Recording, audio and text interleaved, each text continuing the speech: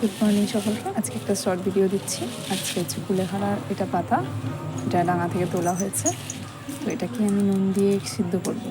তো এটা একদম ডাঙা থেকে পিওরিটি, মানে এতে কোনো ভেজাল নেই, কোনো সার নেই। তো এই শাক সিদ্ধ করে আপনার বাচ্চাদের কি বড়দের খাওয়ান, বা ডাল দিয়ে সিদ্ধ করে খাওয়ান, কি তরকারি করে খাওয়ান, অনেক উপকার। যাদের রক্তের সমস্যা বা রক্ত শরীরে কম, এই পাতা সিদ্ধ করে খাওয়ালে অনেক উপকার হতে পারে। তো আমার মেয়েকে আজকে আমি এই পাতা সিদ্ধ করে তার জলটা খাওয়াবো। এই জলটাও খুবই উপকার, আমাদের রক্তের